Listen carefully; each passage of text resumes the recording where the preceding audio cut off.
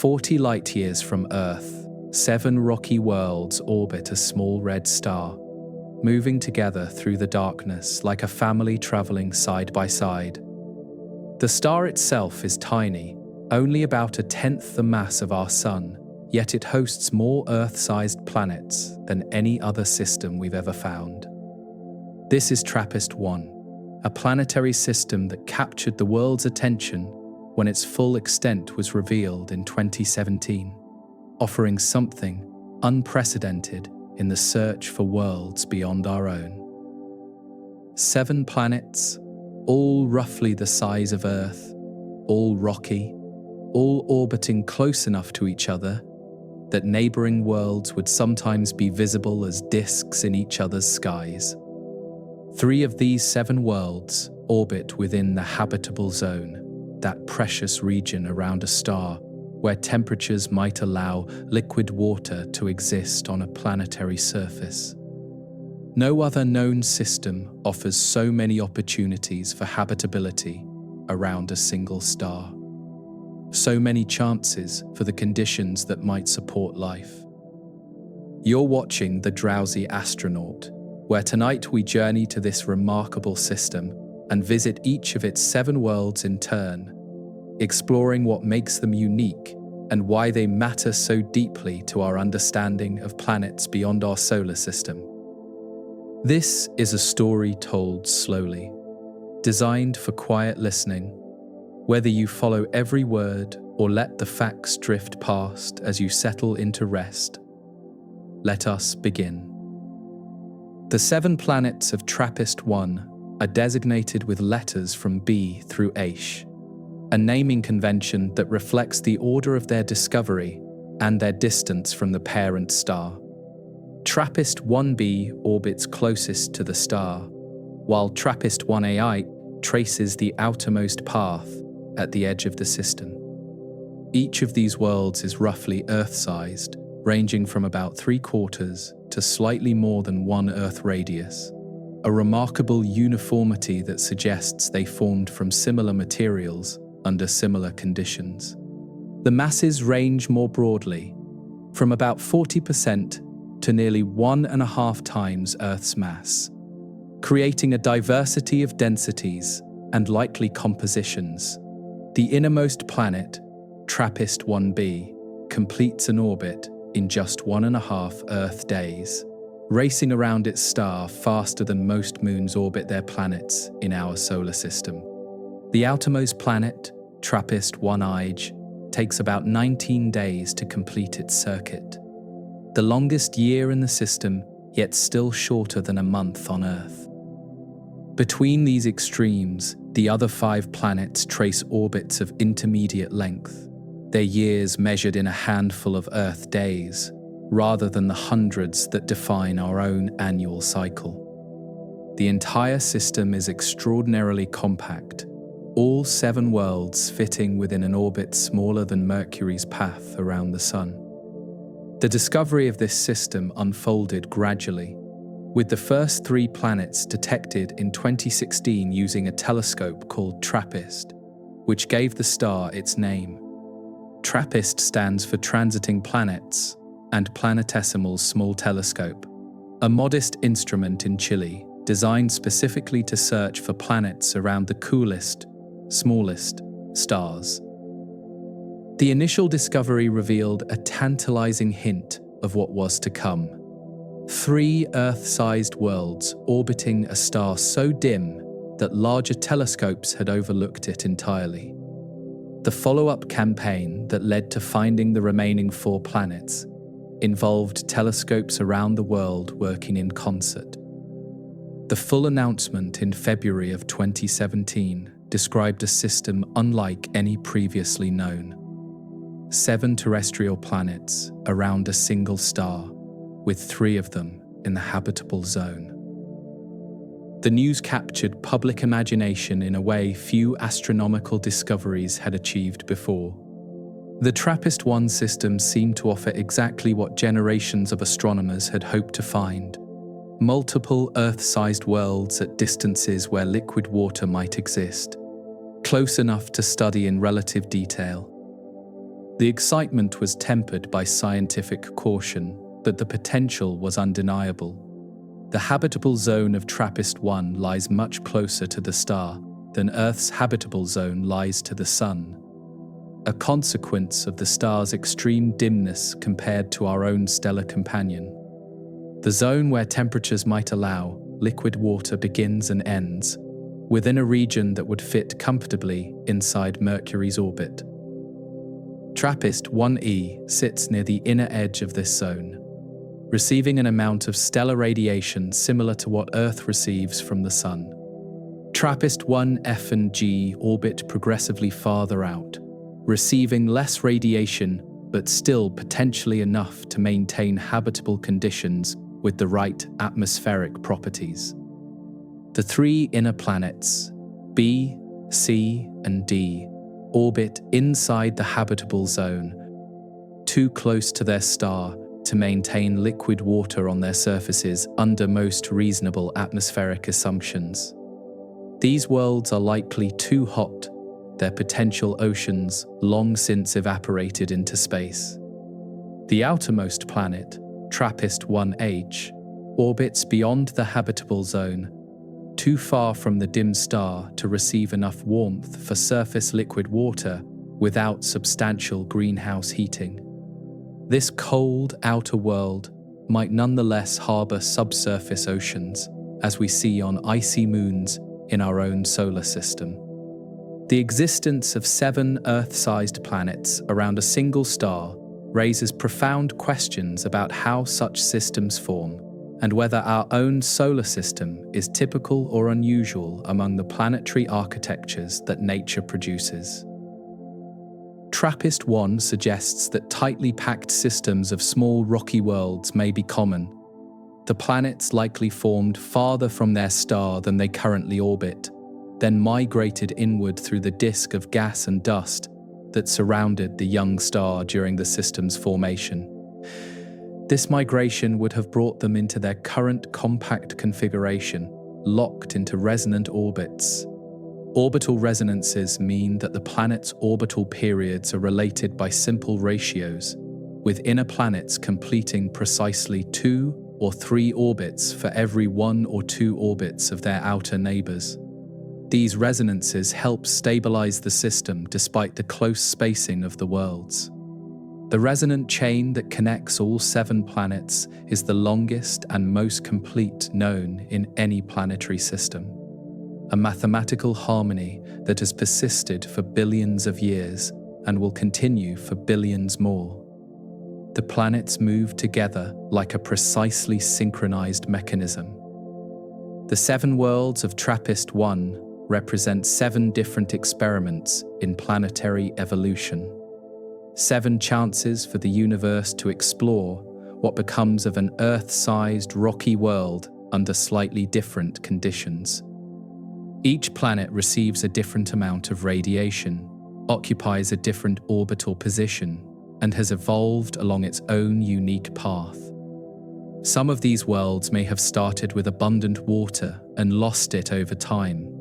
Their oceans evaporated and their hydrogen stripped away by stellar radiation.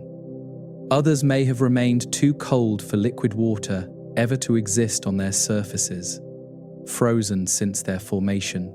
A few, perhaps 1, perhaps more, may have found the narrow range of conditions that allows oceans to persist, atmospheres to remain stable, and the chemistry of life to potentially unfold over billions of years. We do not yet know which worlds, if any, have achieved this balance. The uncertainty is not frustrating, but fascinating. A reminder that we stand at the beginning of understanding rather than the end. The TRAPPIST-1 system offers more opportunities to search for habitable conditions than any other known system, and the search is ongoing. The relative proximity of TRAPPIST-1 to our solar system, just 40 light-years away, makes it one of the best targets for detailed study of potentially habitable exoplanets. 40 light-years is still an immense distance by human standards, but by astronomical measures, it places these worlds almost in our neighborhood. The James Webb Space Telescope has already turned its attention to this system, studying the atmospheres of several planets during their transits across the face of their star. Early results have begun to reveal what gases might or might not surround these distant worlds. Future telescopes, more powerful than any currently operating, will continue this investigation for decades to come, gradually building a picture of what each of the 7 worlds is actually like. The story of TRAPPIST-1 is not finished but just beginning. For now, we can tour these worlds in imagination, visiting each in turn, exploring what we know and what we suspect, holding the uncertainties lightly as we drift through a system that may contain the answers to some of humanity's oldest questions. The coming parts of our journey will take us to each of these 7 worlds individually, beginning with the hot inner planets closest to the star and moving outward through the habitable zone to the cold outer reaches. We will explore what makes each world unique, what conditions might prevail on their surfaces, and what mysteries remain. We will meet the star itself, an ultra-cool red dwarf unlike our Sun in almost every way, except the fundamental one. It hosts a family of worlds, providing warmth and light to planets that have orbited it for billions of years. The star shapes everything about this system. We will consider what it means for planets to be tidally locked, keeping one face always toward their star in eternal day while the other faces away into eternal night. We will imagine the atmospheres that might or might not wrap around these rocky surfaces, and we will reflect on the distance that separates us from TRAPPIST-1, the 40 light-years of void that our telescopes span with light, while our spacecraft cannot cross within any human timescale. The first 3 worlds await us in the next part of our journey, the hot inner planets where stellar radiation beats down most intensely, and any water that once existed has likely long since departed. TRAPPIST-1b orbits closer to its star than any planet in our solar system orbits the Sun, tracing a path so tight that a complete year passes in just 36 hours. From the surface of this innermost world, if you could somehow stand there, the star would loom enormous in the sky, spanning perhaps 10 times the angular width that our Sun covers as seen from Earth. The proximity to its parent star means TRAPPIST-1b receives several times more radiation than Earth receives from the Sun, enough energy to heat its surface to temperatures that would melt most metals. Any water that might have existed on this world during its early history has certainly vanished, driven off into space by the relentless stellar flux. Despite its inhospitable nature, TRAPPIST-1b remains scientifically valuable, a laboratory for understanding how rocky planets respond to extreme stellar radiation. The planet is roughly the same size as Earth, perhaps slightly larger, with a mass that suggests a composition of rock and iron similar to our own world. The gravitational grip of the nearby star has almost certainly locked this planet's rotation to its orbital period, meaning the same hemisphere always faces the star while the opposite hemisphere faces away into permanent darkness. This tidal locking creates a world of stark contrasts. The day side of TRAPPIST-1b experiences eternal noon, the small red star hanging motionless in the sky, pouring radiation onto a landscape that has baked under this relentless illumination for billions of years. The surface temperature on this hemisphere likely exceeds 500 degrees Celsius, hot enough to glow faintly red. The night side, facing forever away from the star, receives no direct stellar radiation at all, leaving it to cool toward the temperatures of deep space. Without an atmosphere to transport heat, the night side might drop to hundreds of degrees below zero, a frozen wasteland in perpetual darkness. Between these extremes lies the terminator, the boundary line between day and night that circles the planet as a permanent feature rather than a moving phenomenon. Along this boundary, temperatures transition from scorching to freezing across a relatively narrow band of territory. If TRAPPIST-1b retains any atmosphere at all, that atmosphere would moderate these extremes somewhat, carrying heat from the day side to warm the night side, and preventing the most extreme temperature differentials. However, observations suggest this innermost planet has little to no substantial atmosphere remaining. The James Webb Space Telescope observed TRAPPIST-1b in 2023, using its infrared instruments to measure the heat radiating from the planet's surface during a secondary eclipse when the planet passed behind its star. The results suggested a dark, airless world. The thermal emission from the day side matched what would be expected from bare rock with no significant atmosphere to redistribute heat, a surface heated to roughly 500 degrees Celsius on the starward side. The planet appears to be essentially a naked rock, exposed directly to space. This finding was not surprising given the intense stellar radiation and the violent history of the parent star during its youth. Red dwarfs like TRAPPIST-1 experience an extended period of intense activity when young, producing powerful flares and strong stellar winds that can strip atmospheres from nearby planets. The inner planets of the TRAPPIST-1 system would have endured the worst of this activity, positioned closest to the star during its most violent era.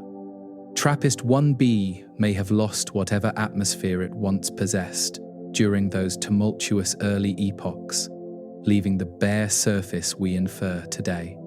TRAPPIST-1c orbits slightly farther from the star, completing its year in approximately 2.5 Earth days, still extraordinarily close by the standards of our solar system. The planet receives about twice the radiation that Earth receives from the Sun, placing it well inside the inner edge of the habitable zone. Like its inner neighbor, TRAPPIST-1c is almost certainly too hot for liquid water on its surface. Any oceans that might have formed during the planet's youth having evaporated long ago under the intense stellar flux. The planet may have transitioned from a water-rich world to a dry, Venus-like state. The size of TRAPPIST-1c is similar to Earth, with a radius approximately the same as our planet and a mass suggesting a rocky composition with possibly a larger iron core.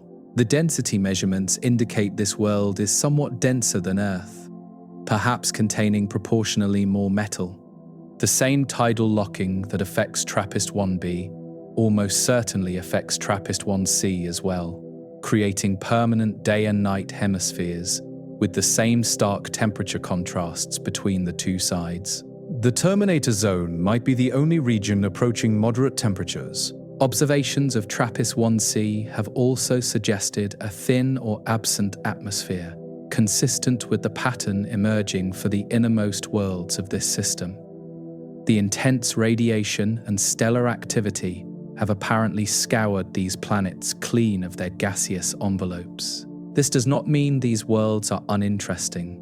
Understanding how atmospheres are lost is as scientifically valuable as understanding how they are retained. The inner planets of TRAPPIST-1 serve as laboratories for studying atmospheric escape processes. The comparison between these inner worlds and Venus in our own solar system is instructive.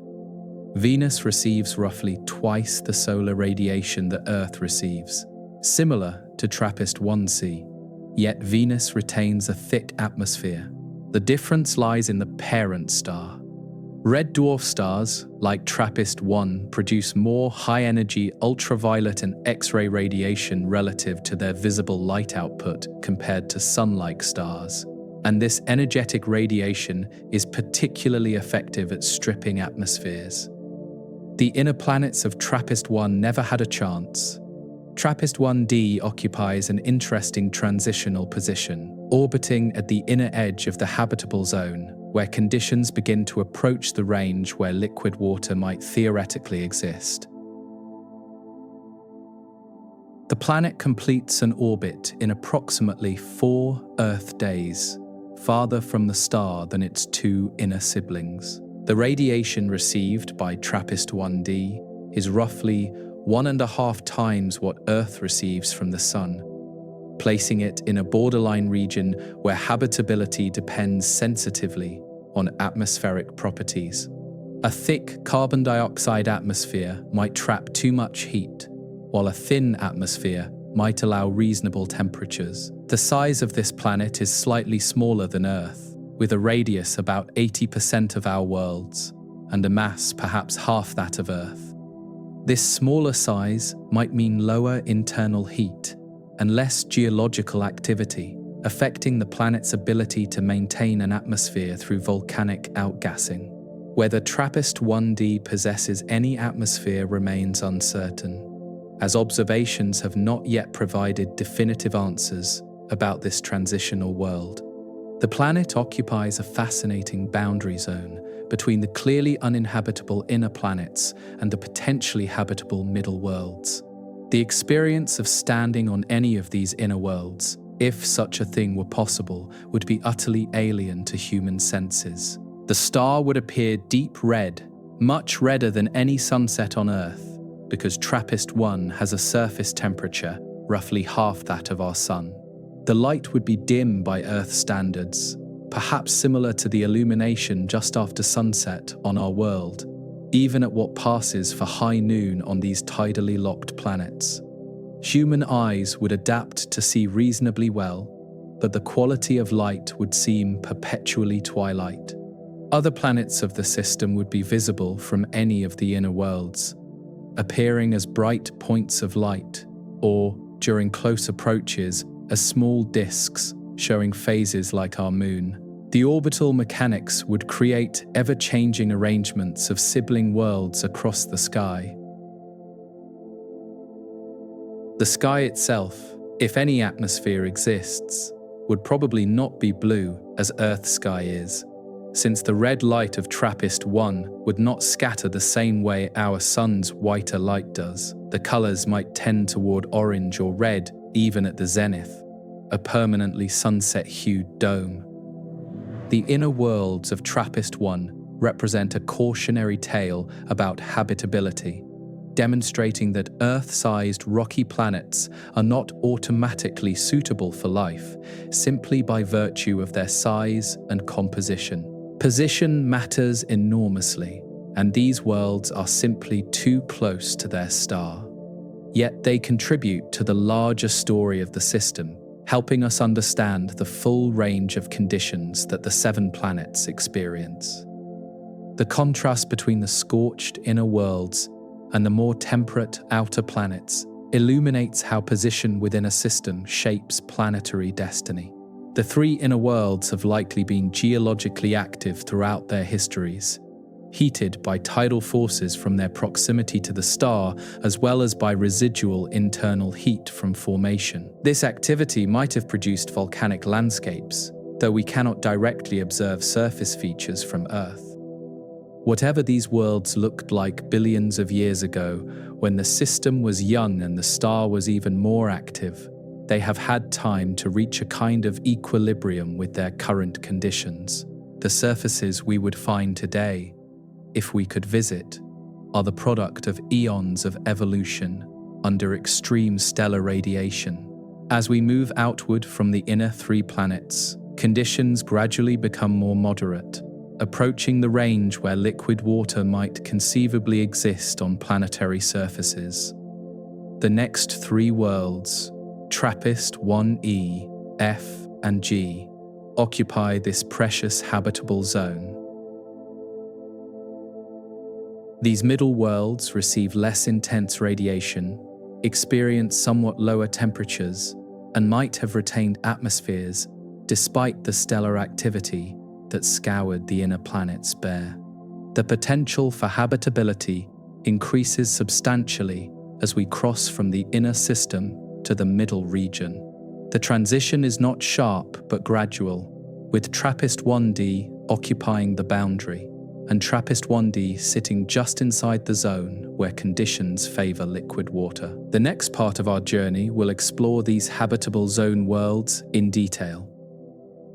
For now, the inner worlds recede behind us as we drift outward through the system, leaving the scorched landscapes of B and C, passing the borderline world of D, and approaching the region that makes TRAPPIST-1 so compelling in the search for life.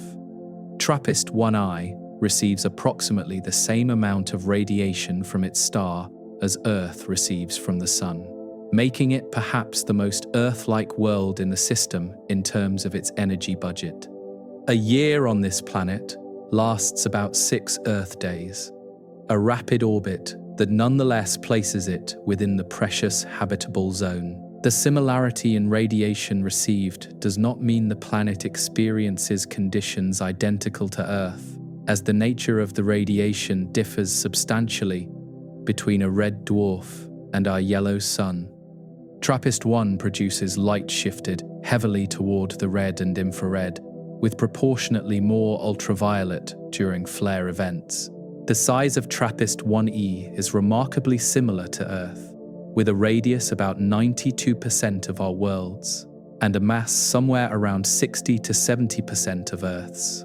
This suggests a rocky composition, though perhaps with a somewhat different internal structure than our planet. The density of TRAPPIST-1I appears slightly lower than Earth's, which might indicate a larger proportion of water or other volatiles, or perhaps a different ratio of rock to iron in its composition.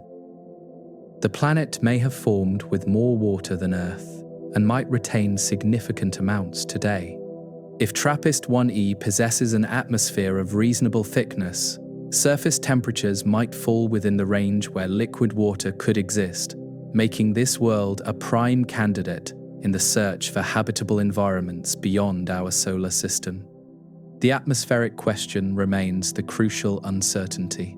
Unlike the inner planets, TRAPPIST-1e orbits far enough from its star that it may have retained at least some atmosphere despite the stellar activity that stripped its inner siblings. The slightly greater distance provides a buffer against the most intense radiation. The tidal locking that almost certainly affects this world creates the same day-night divide we saw on the inner planets, but with more moderate temperature extremes if an atmosphere exists. The day side would be warm, the night side cold, with a terminator zone of intermediate temperatures. Models of atmospheric circulation on tidally locked planets suggest that winds would flow from the day side to the night side, carrying heat around the planet and moderating the extremes. A sufficiently thick atmosphere might maintain habitable conditions across a significant portion of the surface. TRAPPIST-1f orbits slightly further out, completing its year in about 9 Earth days, and receiving roughly the same amount of radiation that Mars receives from the Sun. This places it in the outer portion of the conservative habitable zone, where conditions are cooler but potentially still suitable for liquid water. The planet is slightly larger than Earth, with a radius about 4% greater and a mass perhaps 9% higher. The density suggests a rocky composition, though the uncertainties in mass measurements leave room for significant water content that would lower the average density. The cooler conditions on TRAPPIST-1f might actually favor habitability in some respects, as the lower radiation means less atmospheric escape and a better chance of retaining whatever atmosphere formed during the planet's early history. The challenge shifts from too much heat to potentially too little. An atmosphere rich in greenhouse gases, like carbon dioxide, could trap enough heat to maintain liquid water on the surface. Even though the stellar radiation alone would leave the surface frozen, Earth itself would be frozen without its atmospheric greenhouse effect, and TRAPPIST-1f might require similar or stronger warming. The potential for oceans on TRAPPIST-1F makes it a compelling target for future observations, particularly searches for biosignature gases that might indicate biological activity. The planet has had billions of years to develop life if conditions permitted. The question of whether life could originate on a tidally locked world remains open, with arguments both for and against the possibility. The permanent day-night divide creates stable climate zones that life might adapt to, or it might prevent the global mixing of nutrients and energy that some theories suggest life requires. The starlight on TRAPPIST-1F would be even dimmer than on its inner neighbors, perhaps similar to Earth's illumination an hour after sunset. Photosynthesis, if it exists, would need to operate efficiently in this low-light environment, perhaps using different pigments than Earth plants. Any life on this world would have evolved under conditions radically different from those on Earth, experiencing eternal day or eternal night, or the perpetual twilight of the Terminator zone, depending on where on the planet it developed. The evolutionary paths would be alien to our experience. TRAPPIST-1G occupies the outermost portion of the habitable zone, receiving about 90% of the radiation that Mars receives from our Sun, placing it at the cold edge of where liquid water might exist. The planet completes an orbit in approximately 12.5 Earth days. This world is the largest in the system, with a radius about 13% greater than Earth's, and a mass perhaps 30% higher. The size suggests this planet has the greatest gravitational pull of any world in the TRAPPIST-1 system, which may have helped it retain atmosphere. The lower stellar radiation at this distance means TRAPPIST-1G requires a stronger greenhouse effect than its inner neighbors to maintain liquid water, if liquid water exists at all on its surface. The planet may be frozen at the surface with subsurface oceans similar to some moons in our solar system. Alternatively, a thick carbon dioxide or nitrogen atmosphere might provide enough warming to keep surface temperatures above freezing, at least in some regions. The Terminator zone, where stellar heating is less intense than on the full day side, might offer the most moderate conditions.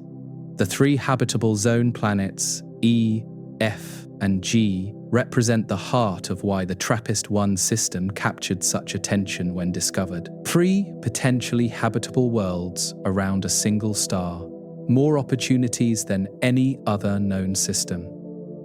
The comparison with our own solar system is striking. We have one planet in the habitable zone, Earth, while TRAPPIST-1 has 3.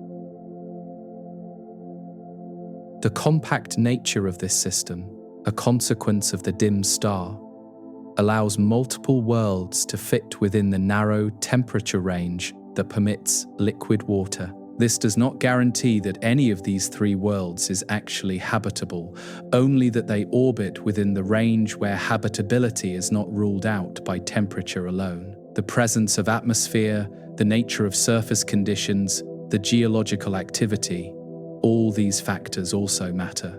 What we can say is that nature has provided 3 experimental setups in this single system. 3 chances to see what happens when an Earth-sized rocky world forms within the habitable zone of a red dwarf star. The experiments have been running for billions of years. The surfaces of these 3 worlds remain hidden from direct observation, too distant and too small for our telescopes to image as anything other than points of light. We infer their properties from how they affect the light of their parent star, not from direct photographs. During transits, when a planet passes between its star and Earth, the planet blocks a tiny fraction of the stellar light, and some starlight passes through any atmosphere the planet possesses. This filtered light carries spectral fingerprints of atmospheric gases. The James Webb Space Telescope can analyze this filtered light, searching for signatures of gases like carbon dioxide, water vapor, methane, or oxygen. The detection or non-detection of these gases tells us about atmospheric composition and potentially about biological activity. Early observations have focused on the inner planets, which transit more frequently due to their shorter orbital periods.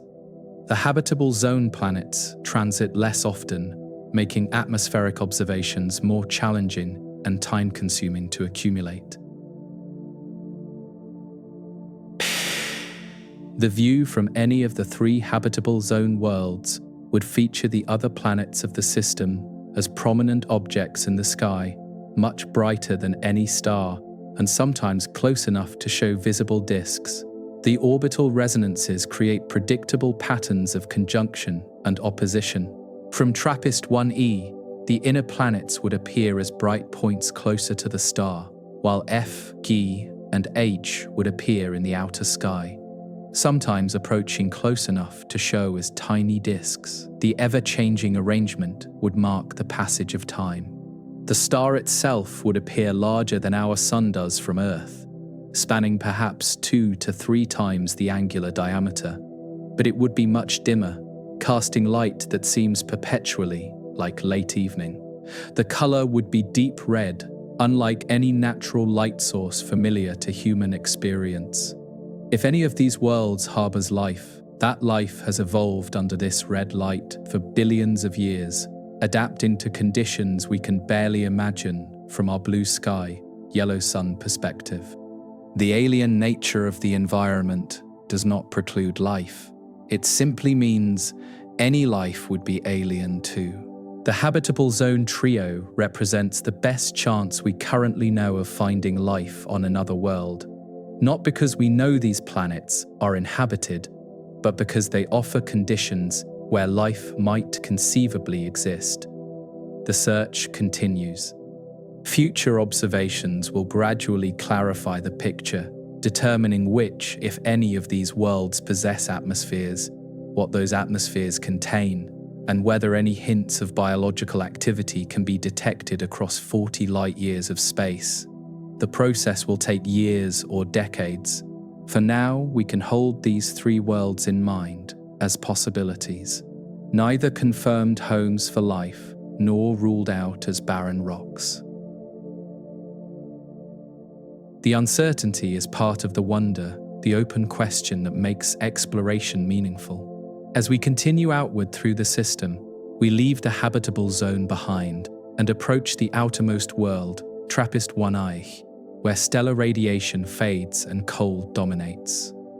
This distant sibling completes our tour of the 7 worlds. TRAPPIST-1e traces the most distant path of any planet in the system, orbiting at the cold outer edge where stellar warmth fades toward the deep chill of interstellar space. A year on this world lasts approximately 19 Earth days, the longest orbital period in the TRAPPIST-1 family. Even this longest year is remarkably short by solar system standards. Mercury, our innermost planet, takes 80 to 8 days to orbit the Sun. The entire TRAPPIST-1 system is compressed into a space that would fit comfortably inside Mercury's orbital path, a testament to the star's dimness. The radiation that TRAPPIST-1h receives from its star is approximately 1/4 of what Earth receives from the Sun, similar to what a world orbiting at the distance of our asteroid belt would receive. Without substantial atmospheric warming, the surface would be frozen solid. The temperature on this outermost world, assuming little or no greenhouse effect, would fall perhaps 100 degrees below 0 Celsius, far too cold for liquid water on the surface. Any oceans that might have existed early in the planet's history would have frozen long ago. Yet frozen surfaces do not necessarily mean frozen interiors, as we have learned from studying the icy moons of Jupiter and Saturn in our own solar system. Subsurface oceans, warmed by internal heat, might exist beneath icy crusts on worlds too cold for surface water. Europa, orbiting Jupiter, maintains a liquid water ocean beneath perhaps 10 to 30 kilometers of ice, kept warm by tidal heating as Jupiter's gravity flexes the moon's interior. Enceladus, orbiting Saturn, shows geysers of water erupting from its south pole, evidence of liquid water beneath its frozen surface. TRAPPIST-1H might harbor similar subsurface oceans, warmed by residual heat from formation, or by tidal heating from the gravitational influence of the star and the inner planets. The possibility cannot be ruled out with current observations. If such an ocean exists, it would be perpetually dark, sealed beneath ice from any starlight that might otherwise reach it. Life in such an environment would be fundamentally different from life on Earth's surface, deriving energy from chemical gradients rather than from stellar radiation. The size of TRAPPIST-1A is similar to its siblings, with a radius approximately 76% of Earth's, making it the smallest planet in the system. The mass is estimated at perhaps 1/3 to 1/2 of Earth's mass, suggesting a rocky composition, possibly mixed with significant ice. The density of this outermost world appears somewhat lower than Earth's, which could indicate a substantial water content, either as ice on the surface or incorporated into the planet's structure. The planet may have formed from water-rich materials in the outer reaches of the protoplanetary disk. If water comprises a significant fraction of TRAPPIST-1I, the planet might have a structure quite different from Earth's, with a thick ice layer over a rocky core and perhaps a liquid water layer sandwiched between ice phases of different densities. Such structures exist in models of water-rich worlds. The surface gravity on this small world would be less than Earth's, perhaps 50 to 60% of what we experience, making movement easier for any hypothetical visitor. The lower gravity also means the planet retains atmosphere less effectively than a larger world would. The sky from TRAPPIST-1I would feature the small red star hanging in the distance, providing some light but little warmth, barely distinguishable as a disk rather than a point at this range. The illumination would be dim indeed, perhaps similar to deep twilight on Earth. The other 6 planets of the system would be visible as points of light closer to the star, their orbits tracing paths that bring them nearer to or farther from the observer over the course of the 19-day year. The inner planets would move fastest, changing position noticeably over hours. If any atmosphere exists on TRAPPIST-1I, it might be thin and composed primarily of nitrogen or other gases that remain gaseous at very low temperatures. Any carbon dioxide would likely be frozen onto the surface as dry ice rather than remaining in the atmosphere. The tidal locking that affects the inner planets might be weaker at this greater distance, though it probably still applies. The planet likely keeps one face toward the star while rotating once per orbit, creating the same permanent day and night hemispheres as its siblings, just colder overall. The outermost world completes the family of 7, representing one extreme of the conditions found in the TRAPPIST-1 system. From the scorching inner worlds to this frozen outer sibling, the system spans a range of temperatures and environments that illustrates how position shapes planetary destiny.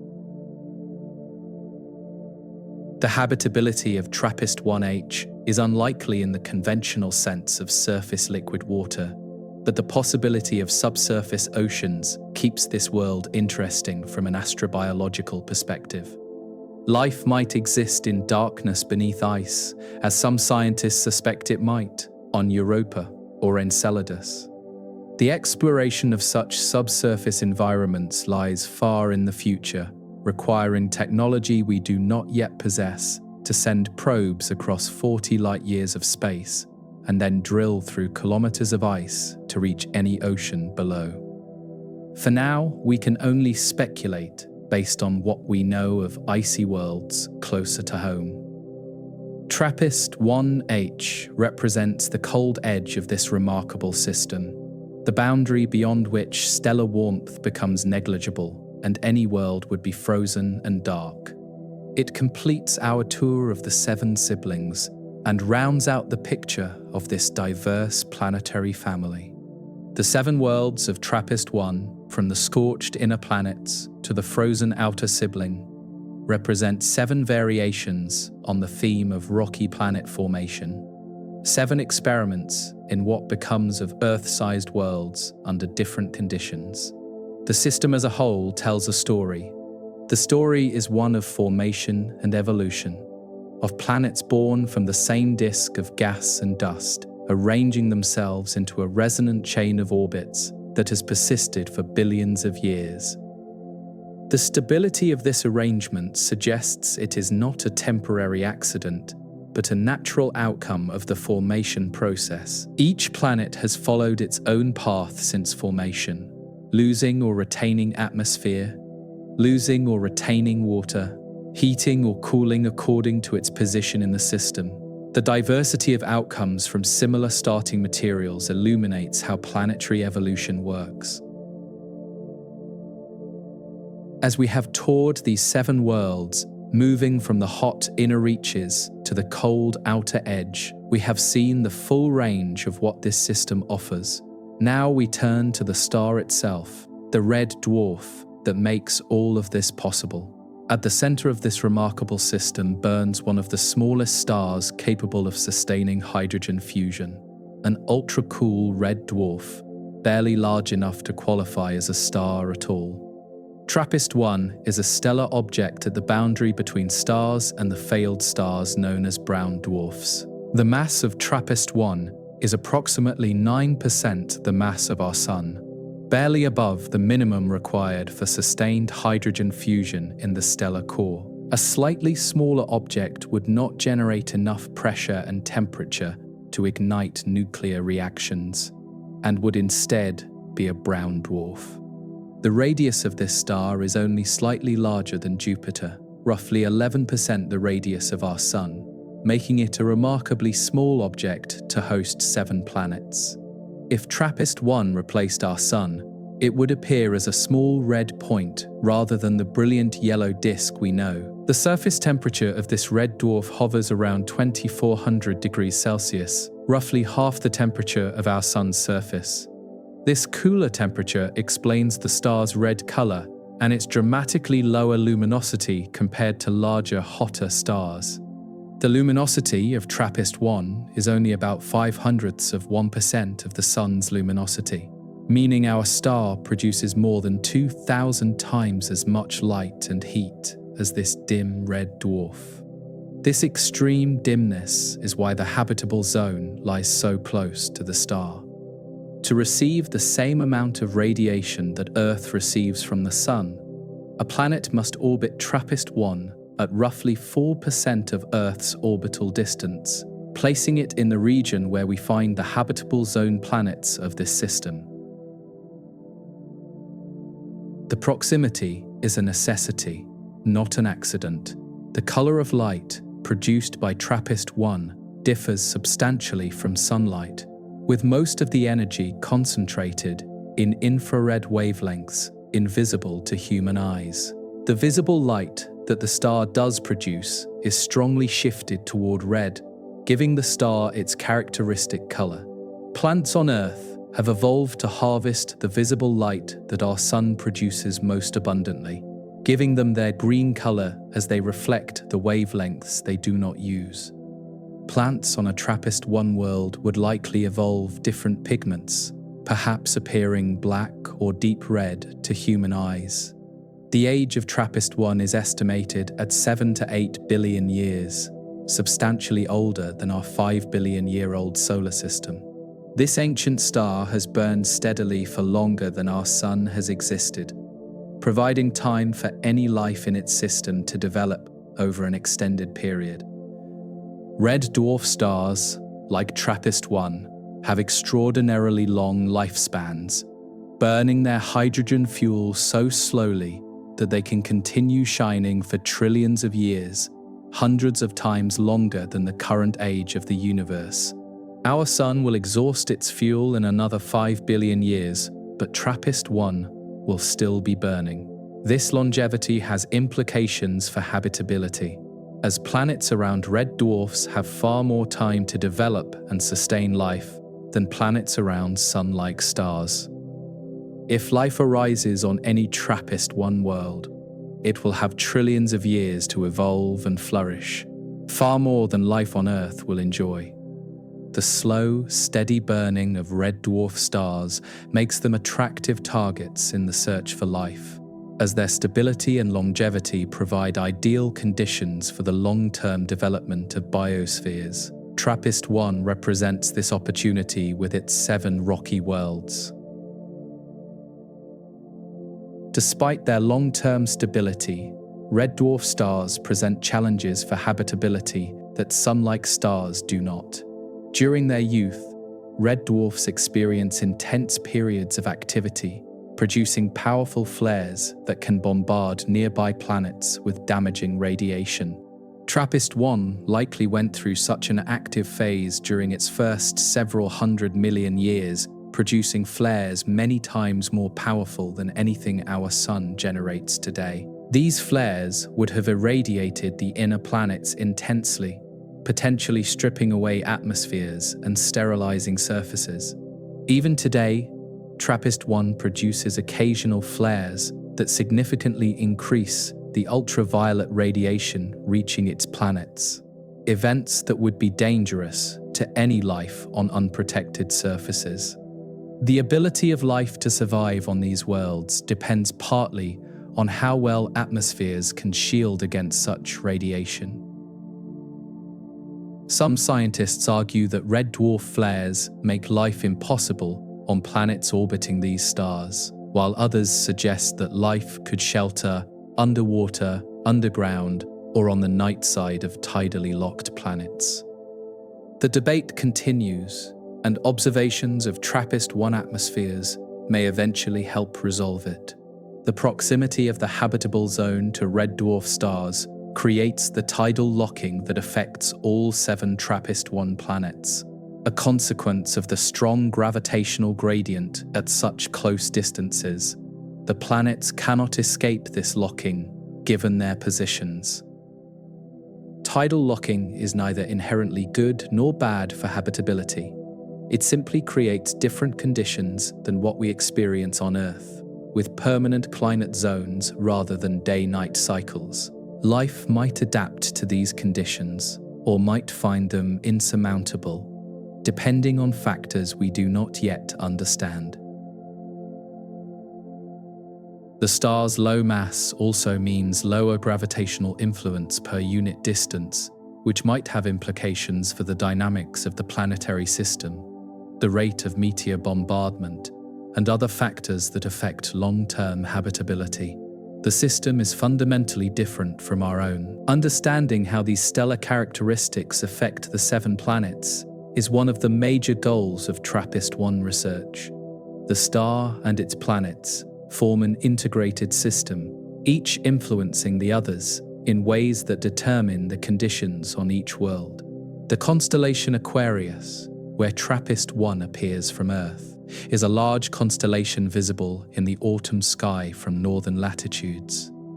The star itself is far too dim to see with the naked eye, requiring a moderate telescope to observe directly. Despite its invisibility to unaided human vision, TRAPPIST-1 has become one of the most studied stars in the sky, the subject of intensive observation campaigns using the world's most powerful telescopes.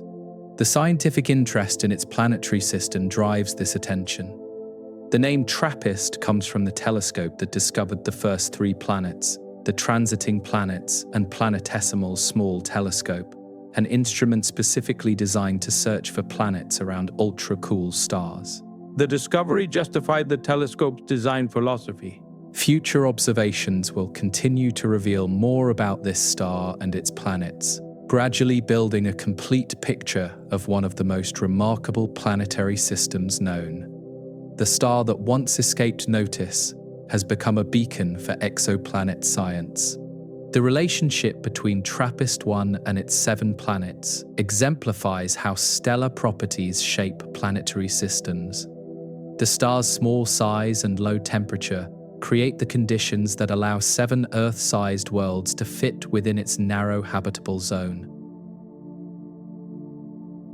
A Sun-like star could not host this configuration.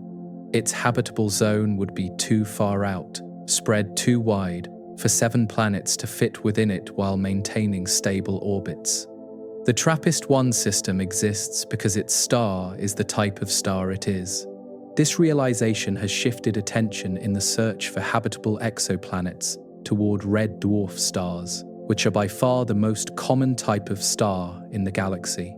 If planets around red dwarfs can be habitable, then habitable worlds may be extremely common throughout the cosmos. TRAPPIST-1 serves as a test case for these ideas, a nearby system where we can study how red dwarf planets actually behave rather than merely theorizing about their properties. What we learn here applies to countless similar systems throughout the Milky Way. The star continues its slow, steady burning as it has for billions of years, providing warmth to its 7 worlds regardless of whether anyone observes them. The light reaching Earth tonight left the star 40 years ago, carrying information about conditions that have changed only imperceptibly since then. Every planet in the TRAPPIST-1 system almost certainly keeps one face permanently turned towards its star, locked by gravitational forces into a rotation that matches its orbital period exactly. This tidal locking creates worlds fundamentally different from Earth. On Earth, the rotation of our planet carries every location through day and night, every 24 hours, distributing solar heating around the globe and creating the rhythms that life has evolved to follow. On a tidally locked world, such rhythms do not exist. Instead, one hemisphere experiences eternal day, with the star hanging motionless in the sky, while the opposite hemisphere faces outward into permanent night, never seeing the star at all. The boundary between these hemispheres, the terminator, exists in perpetual twilight. This configuration is not exotic in the universe. It is probably the norm for planets orbiting close to their stars, including most planets in the habitable zones of red dwarf stars. The TRAPPIST-1 planets represent typical examples of a common planetary configuration. The eternal day side of a tidally locked planet receives constant stellar radiation, heating the surface and atmosphere continuously without respite. The temperature on this hemisphere reaches its maximum at the substellar point, the location where the star appears directly overhead. From the substellar point outward toward the terminator, temperatures gradually decrease as stellar radiation arrives at increasingly oblique angles. The geometry is similar to how temperatures on Earth decrease from equator to poles, but the gradient is centered on a point rather than a line. Without atmospheric circulation, the day side would become extremely hot, while the night side would freeze toward the temperatures of deep space. The temperature contrast between hemispheres could exceed several hundred degrees, creating extreme conditions on both sides. However, any substantial atmosphere would transport heat from the day side to the night side, moderating these extremes. Winds would blow from the hot side toward the cold side, carrying warmth around the planet and preventing the most extreme temperature differentials. The night side of a tidally locked planet never sees its star, existing in permanent darkness, lit only by starlight from other stars and by any moons or sibling planets that might be visible. The experience would be utterly different from night on Earth. On Earth, night is temporary, a pause between days that lasts only hours before dawn arrives. On a tidally locked planet's night side, night is eternal and unchanging, the only illumination coming from sources other than the parent star. If the planet possesses an atmosphere that transports heat effectively, the night side might be cold but not frozen, perhaps similar to polar regions on Earth.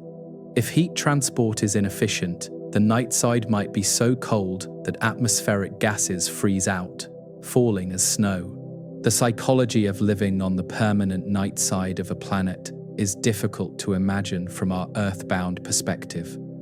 The absence of any sunrise, any daily rhythm, any variation in the sky would create a profoundly different relationship with time and environment. The terminator zone between eternal day and eternal night represents perhaps the most interesting region on a tidally locked planet. A ring around the world where temperatures might be most moderate and where the star hangs perpetually on the horizon. Along this boundary, stellar radiation arrives at grazing angles, providing some light and heat, but less than the direct illumination of the day side. The star would appear very large near the horizon, its disk spread by the long path through any atmosphere. Some researchers have suggested that the terminator zone might be the most habitable region on tidally locked planets, offering temperatures moderate enough for liquid water while receiving enough light for photosynthesis.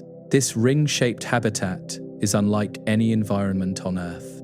The width of the habitable terminator zone would depend on atmospheric properties, topography, and the planet's rotation. Some models suggest it could span tens of degrees of longitude, creating a substantial region for potential life. The atmospheric circulation of tidally locked planets differs fundamentally from Earth's, where rotation creates the Coriolis force that shapes weather patterns and drives the trade winds and jet streams we experience. Tidally locked planets have much weaker rotational effects. The dominant pattern on a tidally locked world would be flow from the hot day side toward the cold night side, air rising on the heated hemisphere and sinking on the cooled hemisphere. This creates a global-scale convection cell unlike anything on Earth. At the substellar point, where heating is most intense, air would rise in a permanent updraft, creating conditions that might produce persistent cloud cover. The clouds could reflect incoming radiation, cooling the surface below and creating feedback loops. The night side might experience permanent high pressure as cold air sinks, possibly creating stable, calm conditions in the eternal darkness. Weather on the night side might be quite different from the dynamic systems of the day side, though this remains speculative. The question of whether life could exist on a tidally locked planet has no definitive answer, as we have only one example of life, Earth's biosphere, and it evolved under conditions quite different from what these worlds experience. Some aspects of tidal locking might favor life, such as the stable climate zones that would not fluctuate between day and night, potentially allowing organisms to adapt to specific temperature ranges without coping with daily cycles. Other aspects might hinder life, such as the lack of day-night rhythms that drive many biological processes on Earth, or the extreme conditions on the day side and night side that might limit the habitable area to the terminator zone alone. The only way to resolve these questions is to study tidally locked planets and search for signs of life, which is precisely what observations of the TRAPPIST-1 system are designed to accomplish. The answer awaits future discoveries. The tidal locking of the TRAPPIST-1 planets is essentially permanent, having been established early in the system's history when the planets were still young. The gravitational forces that maintain this configuration will continue for as long as the system exists. The planets rotate exactly once per orbit, so their days are the same length as their years. 1.5 Earth days for the innermost planet, 19 Earth days for the outermost. These are very slow rotations compared to Earth's 24-hour day. The slow rotation means very weak Coriolis forces, which affects not just atmospheric circulation, but also any liquid oceans that might exist. Ocean currents on these worlds would behave differently from Earth's, flowing more directly from hot to cold regions. Living on such a world would require fundamental adjustments to human concepts of time and activity. Without the cycle of day and night, timekeeping would need to be based on different phenomena, perhaps the positions of sibling planets in the sky. All 7 TRAPPIST-1 planets share this tidally locked configuration, creating a system where the concept of a day, as we understand it, has no meaning. The star is either always visible or never visible, depending on where you stand, with no transition between these states. This uniformity across the system makes TRAPPIST-1 an excellent laboratory for studying how different amounts of stellar radiation affect tidally locked worlds. The same basic planetary configuration experiences different temperatures at different distances from the star. The inner planets demonstrate what happens when a tidally locked world receives too much radiation. Scorched daysides and likely total loss of atmosphere. The outer planet shows what happens when radiation is insufficient, frozen surfaces and possible subsurface oceans. The habitable zone planets between these extremes might show the conditions where tidal locking and moderate temperatures combine to create potentially habitable environments. These are the worlds that will receive the most attention in coming years. The 7 planets of TRAPPIST-1 all orbit within a region that would fit inside the orbit of Mercury around our Sun, an extraordinarily compact arrangement compared to the sprawling distances of our solar system. The innermost planet, TRAPPIST-1b, orbits at approximately 1.5 million kilometers from its star, while the outermost planet, TRAPPIST-1i, orbits at roughly 9 million kilometers. For comparison, Mercury orbits our Sun at about 58 million kilometers. This means the entire TRAPPIST-1 system, with all 7 planets, occupies a space only about 15% as wide as Mercury's orbit. The planets are packed together more tightly than any objects in our solar system except the moons of the giant planets. The compactness arises directly from the star's dimness. To receive meaningful amounts of radiation, planets must orbit very close to this faint red dwarf. The habitable zone lies so near the star that multiple planets can fit within it while maintaining stable orbital separations. The close spacing of the planets has remarkable implications for what observers on one world would see in the sky. The sibling planets would sometimes approach to within a few times the Earth-Moon distance, appearing as disks rather than points of light. From TRAPPIST-1e, for example, neighboring planets during close approaches might appear larger than the Moon appears from Earth.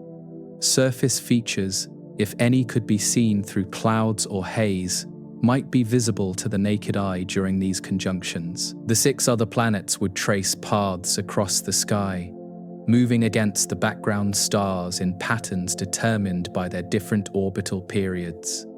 The inner planets would move quickly, the outer planets more slowly, creating an ever-changing celestial display. During close approaches between neighboring worlds, observers might witness the other planet growing from a point to a disk over a matter of hours, looming large in the sky before receding again as orbital motion carries the worlds apart. The effect would be dramatic. The orbital resonances that lock the 7 planets into their configuration create predictable patterns of alignment and opposition. The planets' orbital periods are related by simple mathematical ratios, with each planet completing 2 or 3 orbits for every orbit of its outer neighbor. These resonances are not coincidental, but arose during the formation of the system. As the planets migrated through the gas disk surrounding the young star and became captured into these stable configurations, the resonances then persisted for billions of years. The resonant chain prevents the close approaches from becoming too close. The gravitational interactions between planets in resonance keep them from straying into orbits that would bring them dangerously near each other. The system is dynamically stable. Simulations confirm that the TRAPPIST-1 system can remain stable for billions of years in its current configuration, with the resonances maintaining the orbital spacing despite the gravitational tugging between the closely packed worlds. The compactness of the system means that gravitational interactions between planets are stronger than anything in our solar system, except the interactions between planets and their moons. The planets influence each other's orbits in measurable ways. Transit timing variations, subtle changes in when each planet crosses the face of its star, reveal these gravitational influences. When a planet is tugged by a neighbor, its transit occurs slightly earlier or later than it would in isolation. Analysis of these transit timing variations was crucial in determining the masses of the 7 planets, providing information that could not be obtained from transit depth alone. The gravitational conversation between planets is translated into physical properties. The strength of these interactions also means the system is sensitive to perturbations. If a passing star or other disturbance shifted one planet's orbit significantly, the effects might propagate through the resonant chain and destabilize the entire system. The view from within such a compact system would include frequent planetary conjunctions, alignments, and transits. From the surface of any planet, you might watch as a sibling world crosses the face of the star, a transit visible to the naked eye. These interplanetary transits would occur regularly, with inner planets crossing the stellar disk as seen from outer planets, creating brief eclipses that would dim the already faint starlight. The pattern of such transits would repeat with each orbital cycle. The orbital mechanics would be directly visible in a way that requires sophisticated instruments to observe in our more spread-out solar system. The clockwork nature of the resonant orbits would be apparent to any careful observer watching the sky.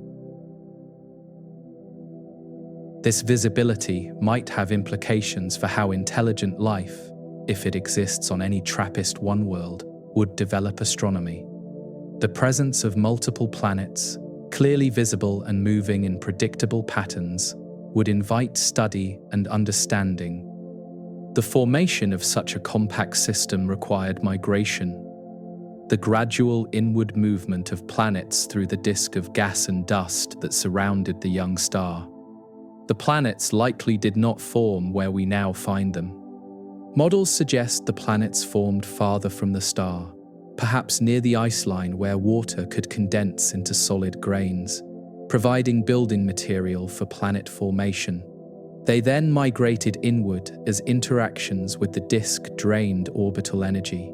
During migration, the planets became captured into the resonant chain, each successive planet locking into resonance with its neighbors as it joined the parade of inward-moving worlds. The resonances then halted the migration, preventing further inward movement. The final configuration reflects this formation history, with the orbital periods and spacings determined by the physics of resonant capture.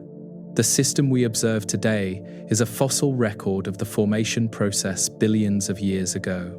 The compact nature of TRAPPIST-1 has made it an exceptionally good target for transit observations, as the frequent transits of multiple planets provide many opportunities to gather data. Each planet transits every few days, creating a busy schedule of events. The depth of transits, how much starlight each planet blocks, reveals planetary sizes, while transit timing variations reveal masses. The combination gives densities which constrain what the planets are made of. The system has been exhaustively characterized. Future observations will focus on the atmospheres of these compact worlds, using the same transit technique to analyze starlight that has passed through planetary atmospheres. The compact spacing means plenty of transit opportunities to accumulate data. TRAPPIST-1 represents an ideal laboratory for exoplanet science, a system where conditions favor detailed study of multiple worlds with a variety of properties. The compactness that makes it unusual also makes it exceptionally valuable for research. The question of whether the TRAPPIST-1 planets possess atmospheres is crucial for understanding their potential habitability, and answering this question has become a major focus of observational effort in recent years. The James Webb Space Telescope leads this investigation. An atmosphere transforms a world from a bare rock into something potentially more hospitable, moderating temperatures, providing pressure that allows liquid water, and shielding surfaces from harmful radiation. Without atmospheres, the TRAPPIST-1 planets cannot be habitable. The challenge is that atmospheres are difficult to detect on small rocky planets orbiting distant stars. The signals are subtle, requiring precise measurements and careful analysis to distinguish atmospheric absorption from noise and systematic errors. The transit method offers the best approach, using the moment when a planet passes in front of its star to study light that has filtered through any atmosphere the planet possesses. Different gases absorb different wavelengths, leaving fingerprints in the spectrum. Early observations with the Hubble Space Telescope and ground-based instruments provided initial constraints on the atmospheres of the inner TRAPPIST-1 planets, ruling out thick hydrogen-dominated atmospheres but leaving open the possibility of thinner, denser atmospheres. A thick hydrogen atmosphere would be easy to detect because hydrogen is very light and extends to great altitudes, blocking a significant amount of starlight during transits. The non-detection of such signatures suggested the inner planets have either lost their hydrogen or never had much.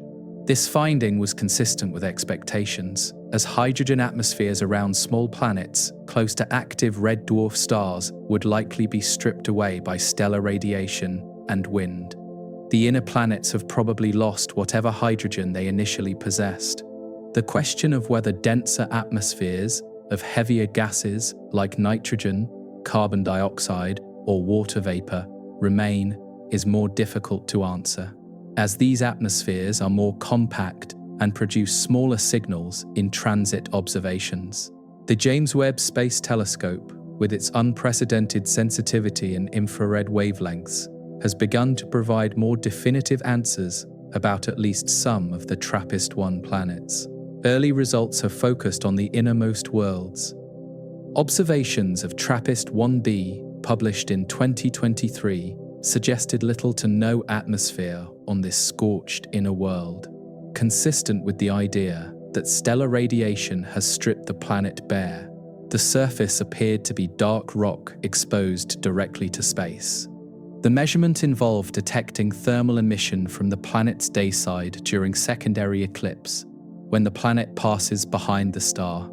The temperature distribution matched what would be expected from a bare surface with no atmospheric heat redistribution. Similar observations of TRAPPIST-1c are underway, with preliminary results also suggesting little substantial atmosphere on this second world. The pattern of stripped inner planets appears to be confirmed by the data. The habitable zone planets, TRAPPIST-1e, F, and G, remain less studied, their longer orbital periods meaning fewer transit opportunities and slower accumulation of data. These are the worlds where atmospheric detection matters most for habitability. If the habitable zone planets have retained atmospheres despite the stellar activity that stripped their inner siblings, these atmospheres might be detectable through transit spectroscopy, revealing the gases present and their abundances. The detection of carbon dioxide would suggest an atmosphere similar to Mars or Venus, while water vapor would indicate a more Earth-like environment. The combination of gases present would tell us much about conditions on the surface. Most tantalizing would be the detection of oxygen or ozone combined with methane, a biosignature combination that on Earth is maintained by life. Such a detection would not prove life exists, but would make it a serious possibility worth further investigation. The search for atmospheres on the TRAPPIST-1 planets will continue for years, with the James Webb Space Telescope accumulating more data with each passing observing season. The outer planets require more patient observation than the frequently transiting inner worlds. The challenges are significant. The signals are small, the noise is substantial, and systematic effects can mimic or obscure atmospheric signatures. Each claimed detection must be checked and rechecked before the scientific community accepts it as real. The possibility of false positives exists, where non-biological processes produce gases that might otherwise be interpreted as biosignatures. Understanding the geological and atmospheric chemistry of rocky planets around red dwarfs is essential for interpreting any detections. The search also faces the possibility of null results. The finding that none of the 7 planets possess significant atmospheres, all having been stripped by stellar activity during the star's active youth.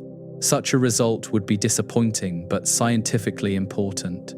The instruments that search for TRAPPIST-1 atmospheres represent the culmination of decades of technological development. Detectors sensitive enough to measure tiny changes in starlight as a planet transits, spectrographs precise enough to resolve individual absorption features. The James Webb Space Telescope, launched in 2021, was designed in part for exactly this kind of observation. Though the TRAPPIST-1 system was not known when the telescope's design was finalized, the telescope has proven well suited to the task.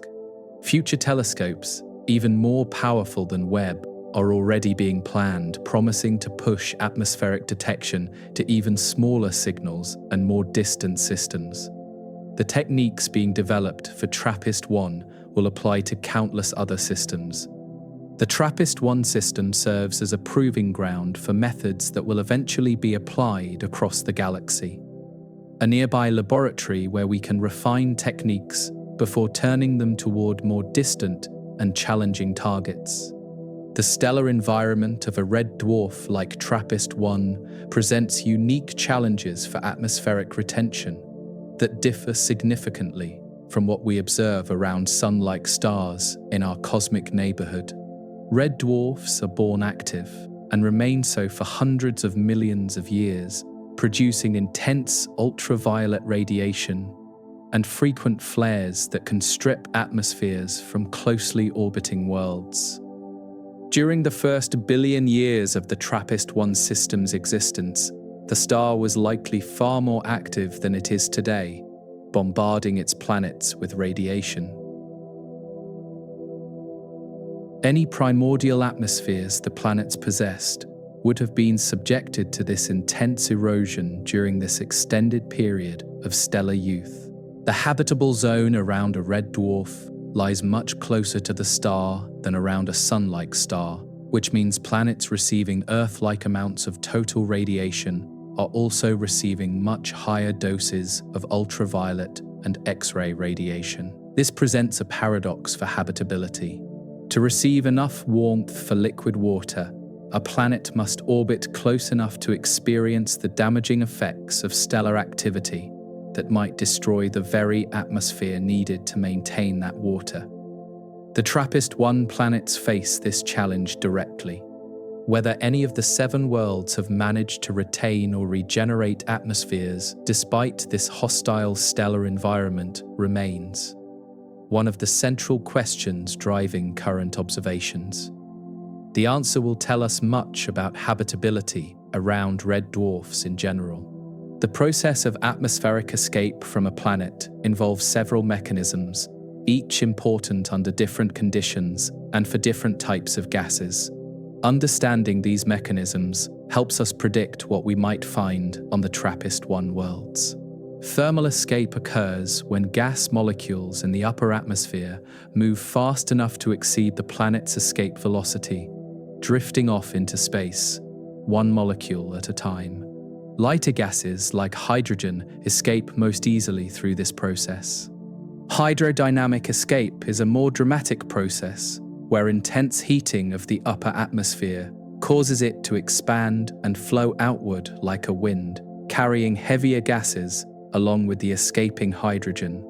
This process can strip substantial atmospheres relatively quickly. Stellar wind stripping occurs when charged particles from the star collide with atmospheric molecules, transferring enough energy to knock them into space. This process is particularly effective when planets lack protective magnetic fields.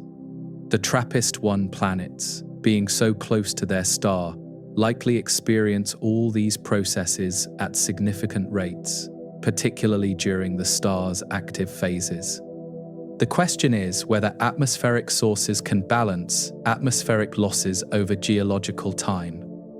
Volcanic outgassing can replenish lost atmospheric gases, releasing carbon dioxide, water vapor, sulfur compounds, and other volatiles from the planetary interior.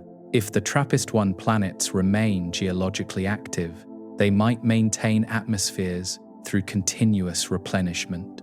The balance between loss and replenishment determines the long-term atmospheric evolution of each planet, a balance that depends on factors we cannot directly observe from 40 light-years away. We can only measure the current state, not the history. The techniques used to study exoplanet atmospheres have advanced remarkably in recent years, pushing towards smaller signals and more detailed characterization than was possible even a decade ago. The TRAPPIST-1 system has benefited from these advances. Transmission spectroscopy, the primary method for atmospheric detection, works by measuring how much starlight is blocked at different wavelengths as a planet transits its star. Gases in the planet's atmosphere absorb specific wavelengths, leaving characteristic patterns. The depth of absorption features reveals the abundance of each gas, while the overall strength of the signal indicates how extended the atmosphere is. A thick, puffy atmosphere produces stronger signals than a thin, compact one. Emission spectroscopy offers a complementary approach, measuring the light emitted by the planet itself, rather than the starlight filtered through its atmosphere. This technique works best for hot planets that emit substantial infrared radiation. The James Webb Space Telescope excels at both techniques, with instruments designed to cover a wide range of infrared wavelengths, where many important atmospheric gases have their strongest absorption features. The telescope has revolutionized this field. Phase curve observations track how a planet's brightness changes as it orbits its star, revealing how heat is distributed across the surface and whether atmospheric circulation transports warmth from day to night. These observations provide indirect evidence about atmospheric properties.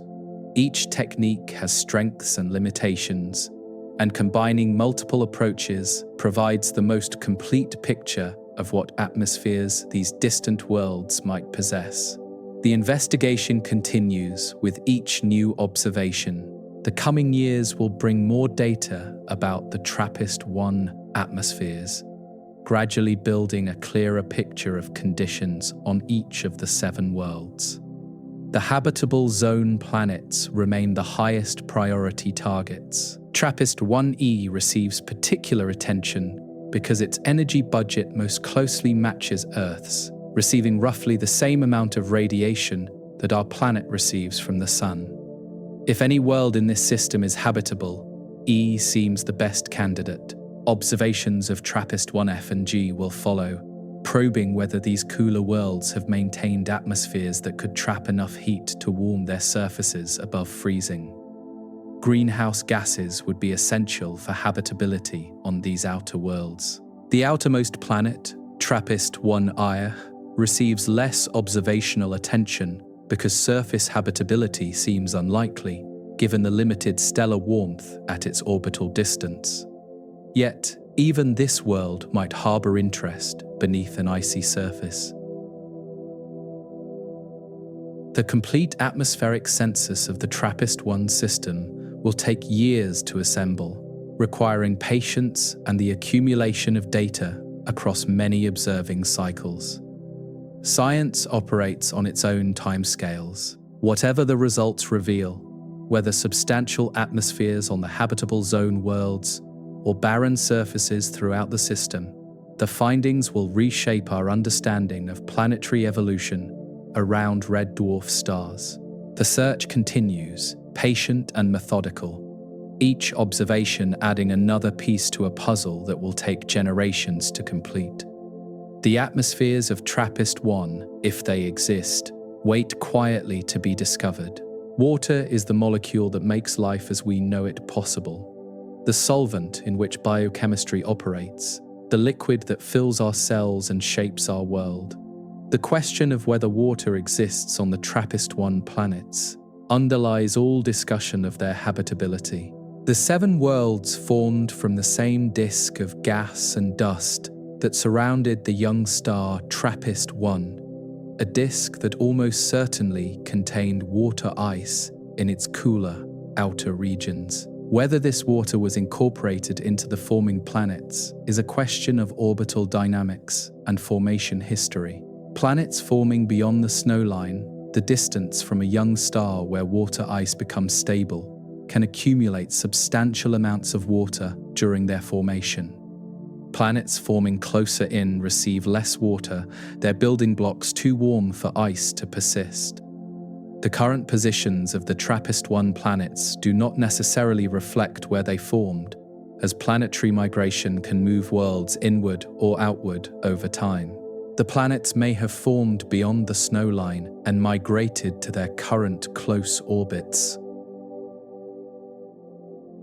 If this migration scenario is correct, the TRAPPIST-1 planets might contain substantial amounts of water, possibly even more water proportionally than Earth contains. Some models suggest these could be ocean worlds with global seas hundreds of kilometers deep. The distribution of water across the 7 planets would depend on their individual formation and migration histories, factors that cannot be directly observed and must be inferred from models and indirect evidence. TRAPPIST-1b and c, the hot inner planets, almost certainly cannot maintain liquid water on their surfaces today, whatever water they once possessed, having long since evaporated and possibly escaped to space. These are likely dry, baked worlds. The loss of water from hot planets proceeds through photodissociation, where ultraviolet radiation splits water molecules into hydrogen and oxygen. The light hydrogen escapes to space while the heavier oxygen either escapes more slowly or reacts with surface rocks. Over billions of years, this process could strip enormous amounts of water from a planet, potentially converting an ocean world into a desert. The inner TRAPPIST-1 planets have had billions of years for this process to operate. Evidence for past water might remain in the composition of these worlds, in the oxidation state of their surfaces, or the isotopic ratios of any remaining hydrogen. Such evidence would be extremely difficult to detect from Earth. TRAPPIST-1d occupies an interesting transitional position, orbiting at the inner edge of the habitable zone where conditions are warm, but perhaps not too warm for liquid water under the right atmospheric conditions. If TRAPPIST-1d possesses a substantial atmosphere with enough pressure and the right composition, liquid water might exist on its surface, at least in some regions. The terminator zone between permanent day and permanent night might be most favorable. Without an atmosphere, TRAPPIST-1d would be too hot on its day side and too cold on its night side for liquid water, the extremes of tidal locking creating conditions hostile to surface water. The atmosphere is essential. The 3 habitable zone planets, TRAPPIST-1e, F, and G, represent the best candidates for current surface water in the system. each receiving enough stellar warmth to potentially maintain liquid water if atmospheric conditions permit.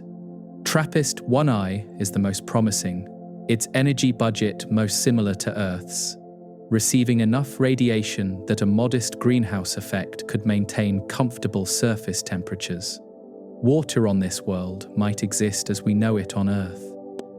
The form water takes on a planet depends critically on surface temperature and atmospheric pressure. The phase diagram of water determining whether it exists as ice, liquid, or vapor under any given set of conditions. At low atmospheric pressures, water cannot exist as a liquid regardless of temperature, passing directly from ice to vapor without an intermediate liquid phase. An atmosphere of at least 6 millibars is required for any liquid water. If the TRAPPIST-1 planets possess only thin atmospheres or no atmospheres at all, surface liquid water becomes impossible even in the habitable zone. The water would sublime directly from ice to vapor. This is why the atmospheric search discussed in the previous part matters so much for the question of water.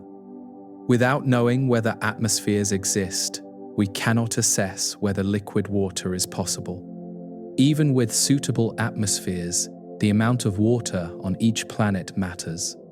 Too little water might mean isolated seas or lakes rather than global oceans. Too much water might mean planets with no dry land at all. The TRAPPIST-1 planets might include examples across this spectrum, from dry worlds with no surface water to water worlds entirely covered by global oceans that might extend hundreds of kilometers deep.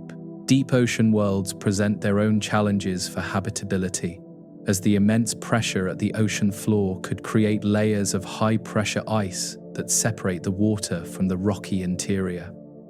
This could limit chemical exchange with rock. On Earth, the interaction between ocean water and seafloor rock provides essential nutrients and chemicals that support life. A thick layer of high-pressure ice would block this interaction, potentially limiting the chemical complexity available to any life. Moderate amounts of water might therefore be more favorable for life than either extreme. Worlds with oceans and continents, rather than worlds entirely dry or entirely wet. We have no way to determine the water content of the TRAPPIST-1 planets directly. TRAPPIST-1F and G, orbiting further from the star, would require stronger greenhouse effects to maintain liquid surface water, needing atmospheres with enough carbon dioxide or other warming gases to raise temperatures above freezing.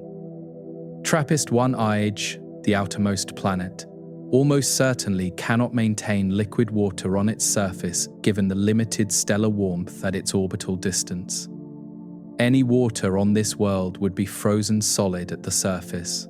Yet subsurface oceans remain possible even on this cold outer world, maintained by internal heat from radioactive decay or tidal heating rather than stellar radiation. Our own solar system provides examples. Europa, orbiting Jupiter, maintains a liquid water ocean beneath an icy crust, kept warm by tidal heating as the Moon's orbit is gravitationally perturbed by Jupiter and its other large moons. Similar processes might operate on TRAPPIST-1I. The gravitational interactions among the 7 TRAPPIST-1 planets could generate tidal heating in all of them, flexing their interiors and generating warmth that supplements the stellar radiation they receive. This internal heat source might be significant. If tidal heating maintains subsurface oceans on the outer TRAPPIST-1 planets, these worlds might be habitable in their interiors, even if their surfaces are frozen and hostile. Life could exist beneath the ice. The detection of water on the TRAPPIST-1 planets remains extremely challenging, requiring either atmospheric detection of water vapor or inference from other properties like density and radius that hint at water-rich compositions.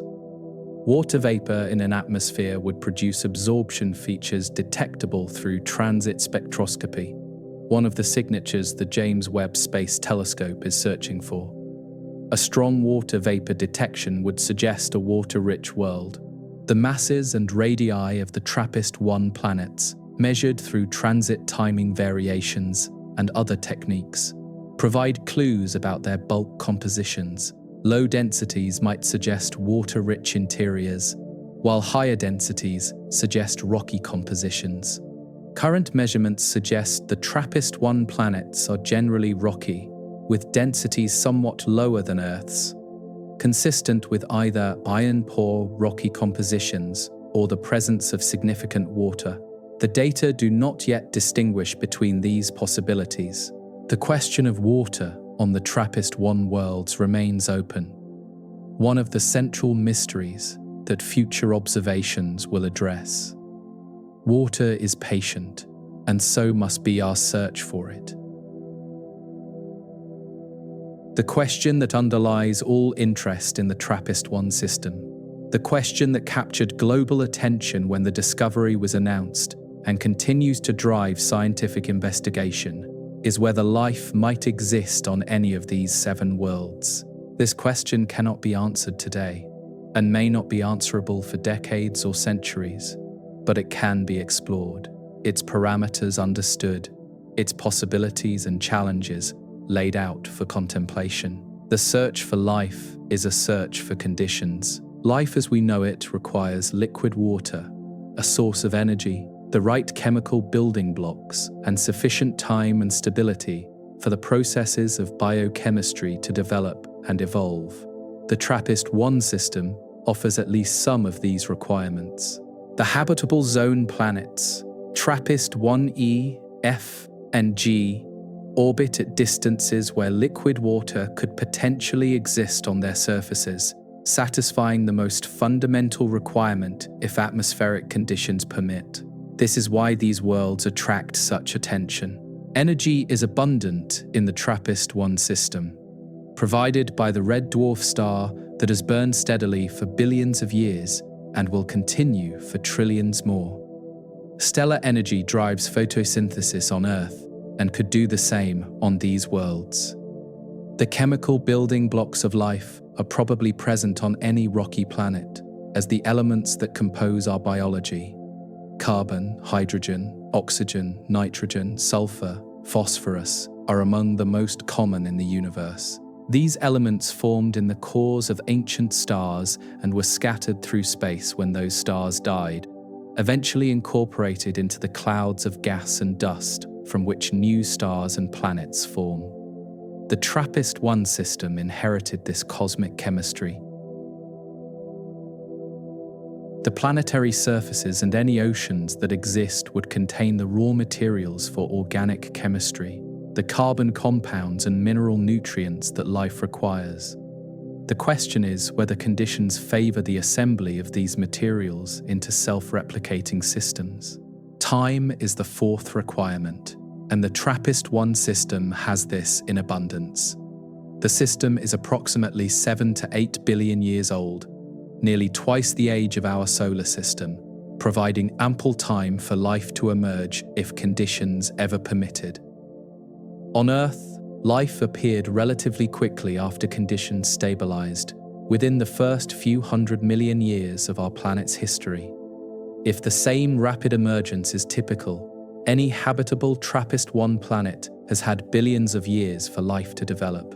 Yet the challenges facing life in the TRAPPIST-1 system are significant, arising primarily from the nature of the red dwarf star and the tidal locking of the planets that orbit it. Red dwarf stars are prone to powerful flares, sudden releases of energy that can temporarily increase the star's brightness by significant factors, and bathe nearby planets in intense ultraviolet and X-ray radiation. These flares could be deadly. During a major flare, the radiation reaching the surface of a TRAPPIST-1 planet could sterilize exposed environments, killing any organisms that had not evolved protection or found shelter. Life would need to adapt to this intermittent threat. TRAPPIST-1 was more active in its youth, when flares were more frequent and more intense, potentially preventing life from establishing itself during the early history of the system. The planets may have been sterilized repeatedly. Whether life could have emerged during quieter intervals between active phases or only after the star settled into its current calmer state depends on details of stellar and biological timescales that remain uncertain. Tidal locking presents its own challenges for life, creating worlds with permanent day and permanent night rather than the cycling conditions that life on Earth has evolved to exploit.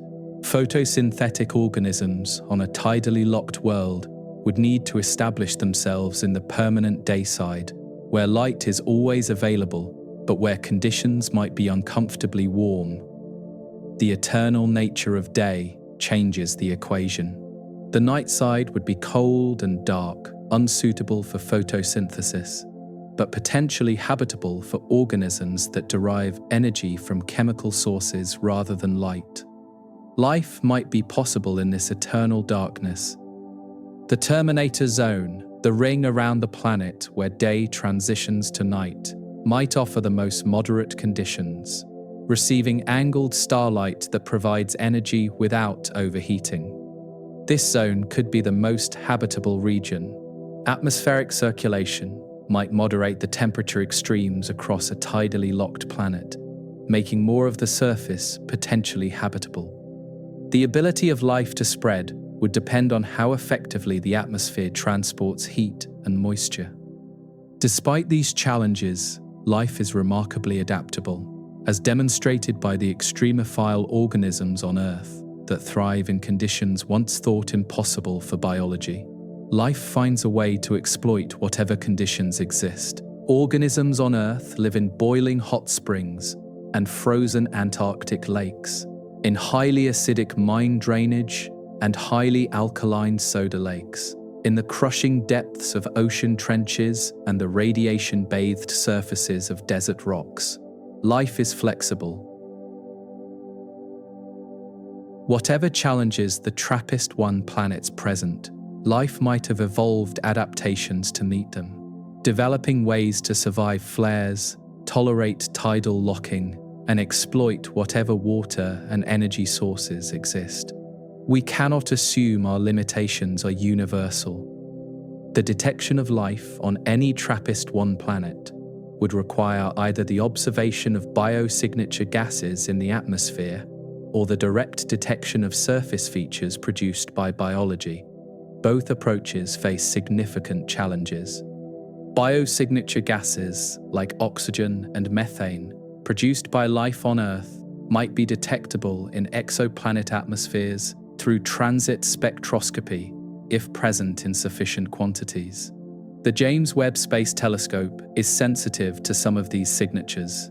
However, the interpretation of any detected gases would be complex, as non-biological processes can also produce oxygen and methane under certain circumstances. Ruling out false positives would require careful analysis. Oxygen can be produced by the photodissociation of water vapor, with hydrogen escaping to space and oxygen accumulating. This abiotic process could create substantial atmospheric oxygen without any life being present. Methane can be produced by geological processes involving hot rock and water without requiring the biological methanogenesis that produces it on Earth. Volcanic or hydrothermal activity could be responsible. The combination of oxygen and methane together would be more suggestive of life, as these gases react with each other and should not coexist in the absence of a continuous source replenishing them. On Earth, that source is life. Detecting such a combination on a TRAPPIST-1 planet would not prove life exists, but would make it a serious hypothesis worthy of intense follow-up investigation. The scientific community would be appropriately cautious. The search for life on the TRAPPIST-1 planets will continue for decades, perhaps generations, requiring patience and the development of ever more capable observational tools, the question is too important to abandon.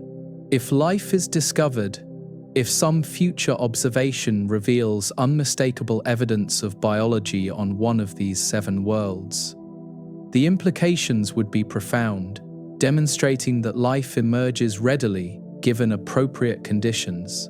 The TRAPPIST-1 planets orbit a type of star that is extremely common in the galaxy, comprising roughly 75% of all stars. If life can arise around red dwarfs, the universe could be teeming with it. If the search continues for decades without detection, despite improving technology and accumulated observation, we might conclude that life is rare, that the conditions required are more restrictive than we assumed. This too would be important knowledge. Either outcome advances understanding, which is ultimately the goal of scientific investigation. The search itself has value, whatever it ultimately reveals about life beyond Earth. For now, the 7 worlds orbit their dim red star, keeping whatever secrets they possess, neither confirming nor denying the possibility that something lives beneath their skies. The question remains, beautifully open.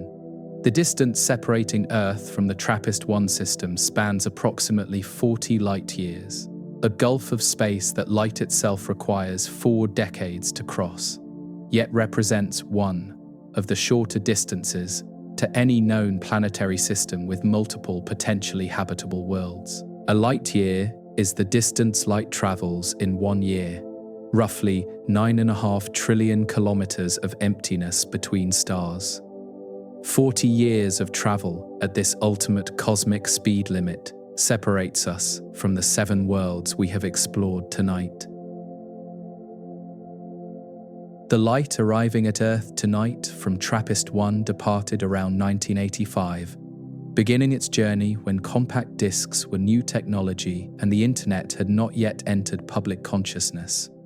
That light has traveled while nearly 4 decades of human history unfolded.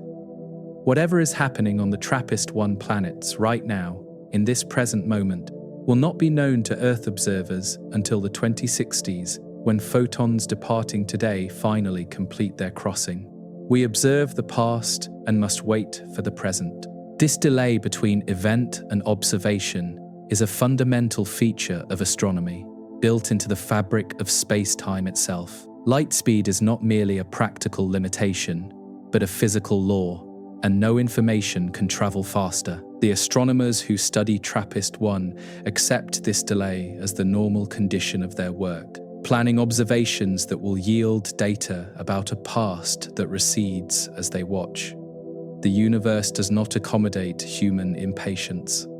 For the TRAPPIST-1 system, 40 years is a short delay compared to the timescales on which planetary conditions change. The 7 worlds have not evolved significantly between the light's departure and our observation of its arrival. The orbits continue their patient circuits. The atmospheres, if they exist, continue their slow chemistry. The surfaces maintain whatever conditions have prevailed for billions of years. 40 years is nothing to these ancient worlds. Yet for human observers, 40 years is significant, spanning careers and generations, long enough that the astronomers who began studying this system as young researchers may retire before the observations are complete. The relative proximity of TRAPPIST-1, despite the 40 light-year gulf, makes it one of the most accessible planetary systems for detailed study. More distant systems reveal less of themselves to our instruments. The constellation Aquarius, where TRAPPIST-1 appears in Earth's sky, is visible during autumn months in the northern hemisphere, a faint pattern of stars in a region not particularly distinguished by bright landmarks. Finding it requires some effort. TRAPPIST-1 itself is far too dim to see with the naked eye. A red dwarf emitting only a tiny fraction of the light our sun produces. Its apparent magnitude, around 18, requires a substantial telescope to detect at all. Yet this faint point of light represents 7 worlds, each with its own character and conditions, each a place where the laws of physics operate just as they do here, each theoretically visitable if only the distance could be crossed. Traveling to TRAPPIST-1 with current technology would require timescales that exceed human civilization by orders of magnitude, journeys measured in tens or hundreds of thousands of years. The distance remains effectively infinite for practical purposes. The Voyager spacecraft, launched in 1977 and now among the most distant human-made objects, travels at roughly 17 kilometers per second. At this speed, reaching TRAPPIST-1 would take over 700,000 years. Faster propulsion systems exist on paper and in laboratories: ion drives, solar sails, nuclear pulse propulsion. But even the most optimistic projections place interstellar journeys at centuries or millennia rather than human lifetimes. The Breakthrough Starshot initiative has proposed using powerful lasers to accelerate tiny probes to perhaps 20% the speed of light, reducing the journey time to TRAPPIST-1 to roughly 200 years. This remains aspirational. Even if such probes could be built and launched, the data they returned would take another 40 years to reach Earth at light speed. The round-trip information time would exceed 2 centuries under the most optimistic scenarios. The impossibility of visiting the TRAPPIST-1 system within any foreseeable timeframe means that our knowledge of these worlds will come entirely from light, from photons crossing the void to carry information that our instruments can decode. This is the fundamental condition of astronomy beyond the solar system, a reliance on remote observation that limits what we can know while opening possibilities that direct exploration could never match. We can study thousands of systems simultaneously. The techniques developed to study TRAPPIST-1 apply equally to other planetary systems, methods refined through practice that will eventually characterize countless worlds across the galaxy. The investment pays dividends beyond this single system. The patience required for astronomical investigation extends beyond individual observations to entire careers and generations of researchers. The questions posed today may be answered by scientists not yet born. The light from TRAPPIST-1 that will arrive at Earth 40 years from now is currently traveling through interstellar space. Photons that departed the star tonight, making their long journey toward a destination they cannot know. Nothing will hurry these photons along their way. Nothing will slow them. They simply travel at light speed, as all electromagnetic radiation must, carrying encoded information about the conditions at their source. Some of these photons will miss Earth entirely, continuing past our planet into the deeper void beyond. Others will happen to arrive precisely where our telescopes are pointed, captured, and analyzed for the secrets they carry. The information flow is one-directional for now, from that distant system to our patient observation. We receive but cannot send, at least not in any way that would produce a reply within human timescales. Yet the connection across 40 light-years is real, a physical link consisting of actual photons that have traveled from there to here, touching instruments that human hands have built. The contact is genuine, if indirect. The stars that appear in tonight's sky, including the region where TRAPPIST-1 hides too dim to see, are the same stars that astronomers study with billion-dollar telescopes. We share the universe with these distant worlds. The 7 planets orbiting that faint red star are as real as the ground beneath your feet, subject to the same physics, made of the same elements, existing in the same universe that contains your present moment. The distance that separates us is measured in light years, but also in time, in the 40 years that light requires to bridge the gap, in the centuries that would be needed for any spacecraft we could build. This distance is not sad, but simply true. A feature of the universe we inhabit, a constraint that shapes what we can know and how we can know it. The seven worlds wait, patient and distant. The void between stars is not truly empty, but contains thin traces of hydrogen gas, occasional dust particles, and the steady rain of cosmic rays that have traveled from distant sources. Light passes through this medium largely unimpeded. The interstellar medium is so sparse that it presents no significant obstacle to the photons carrying information from TRAPPIST-1 to Earth, no barrier that would block or distort the signals we seek. The universe is transparent.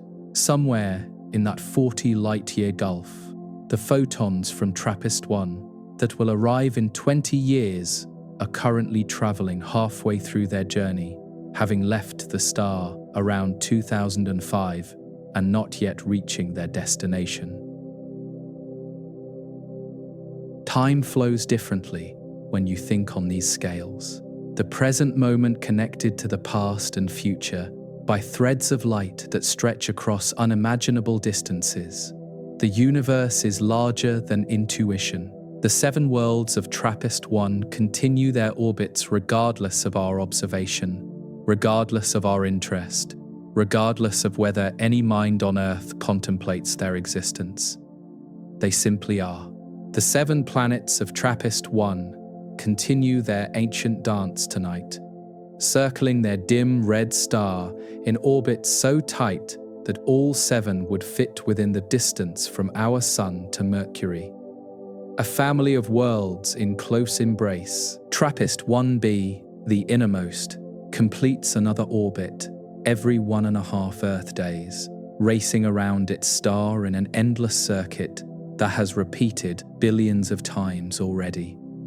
The years accumulate beyond counting. TRAPPIST-1c follows close behind, then D at the inner edge of the habitable zone, then E in the sweet spot where conditions most closely match Earth's energy budget, then F and G in the cooler outer habitable zone.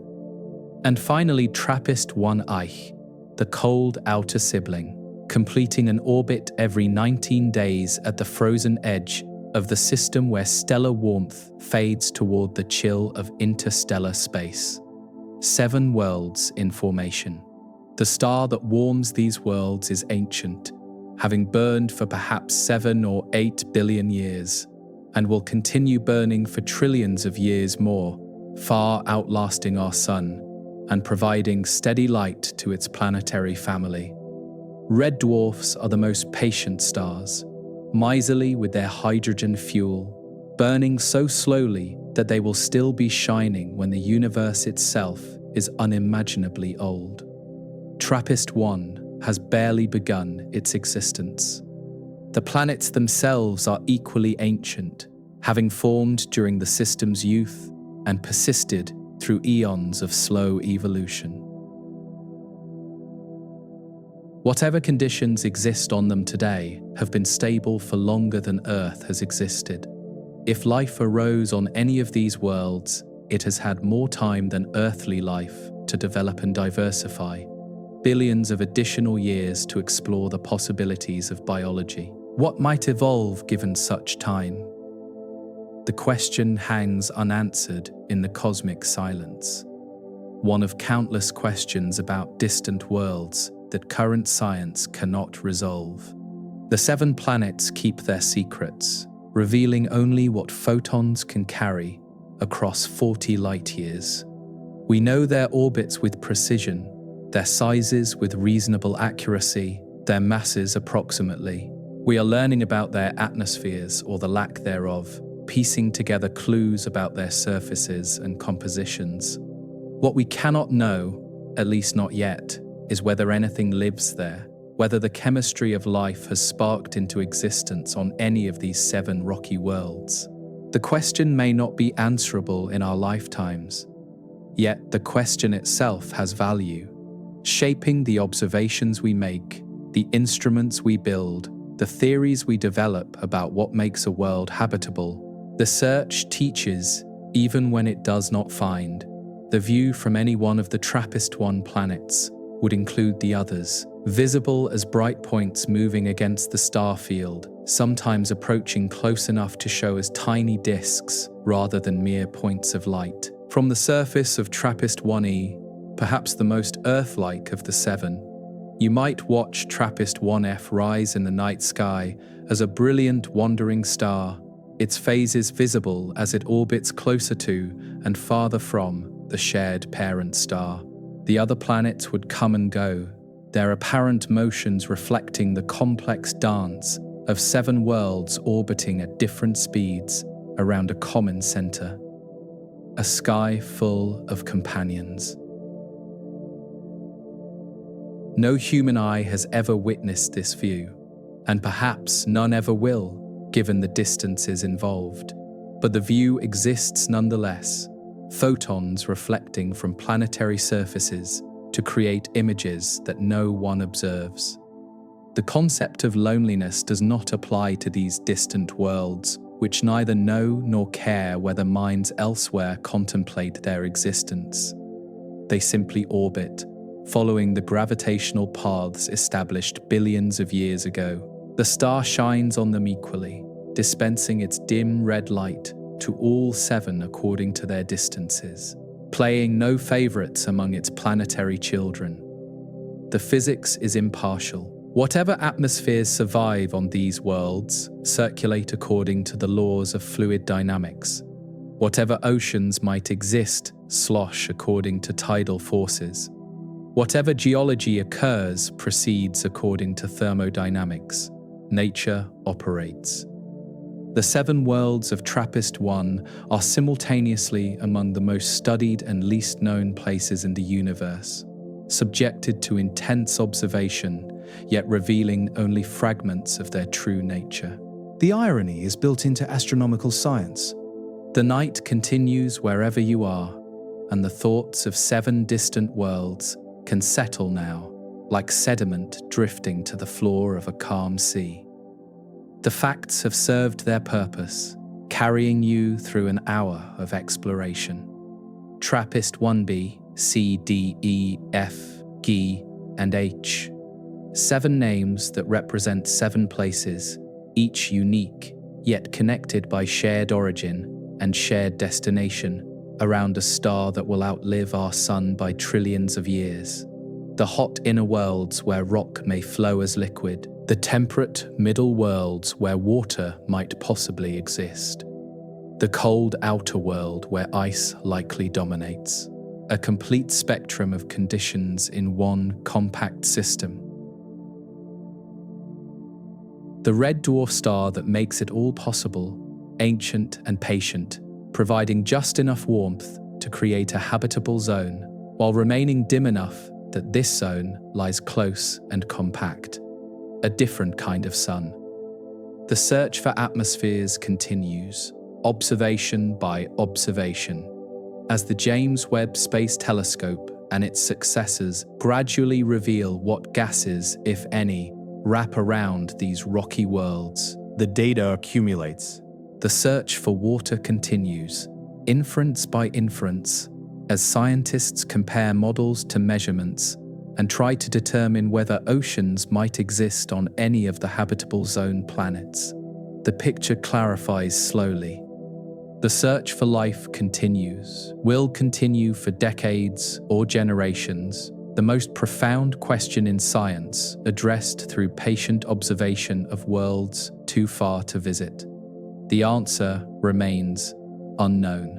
What is known is that the 7 worlds exist, real places orbiting a real star, subject to real physics, made of real atoms. The knowledge itself has weight, adding to the human understanding of the cosmos. The universe contains more planetary systems than humans could count in 1,000 lifetimes, each with its own configuration of worlds, its own conditions, its own possibilities. TRAPPIST-1 is one system among billions. Yet this one system has captured attention because of what it offers. 7 chances for habitability around a single star, multiple worlds where the conditions for life might conceivably be met, The odds improve with numbers. If any of the 7 hosts' life, we may eventually detect signs of it, spectral fingerprints that betray biological activity across 40 light-years of void. If none do, we will learn that too, eventually. Either outcome advances the grandest question, the one that underlies all exoplanet science. Are we alone in the universe, or does life arise wherever conditions permit? TRAPPIST-1 offers 7 data points toward an answer. The stars outside your window, if you can see them, include somewhere in their number the direction toward TRAPPIST-1. Too faint to see, but present, shining its dim red light toward a cosmos that mostly ignores it. The photons traveling from that star right now will arrive at Earth in 40 years, carrying information about conditions that exist at this present moment, news that will be old when it finally arrives. The 7 planets will still be orbiting then, their configurations slightly changed, their endless circuits having accumulated another 40 years of history. The system will barely notice the passage of time. And somewhere, perhaps, on one of those 7 worlds, in an ocean or on a shore or in an atmosphere, something might exist that we would recognize as alive, or perhaps not. The universe keeps its own counsel. 7 worlds circle a dim red star, 40 light-years distant, each unique, yet each connected to its siblings by gravity and origin and shared fate. They orbit tonight as they have for billions of years, patient and ancient and real. The journey we shared reaches its end, but the 7 worlds continue, indifferent to our observation. Beautiful in their arrangement, waiting for whatever discoveries future generations might achieve. The cosmos offers no promises. Good night from the drowsy astronaut. Sleep well, and we'll explore the cosmos together again soon.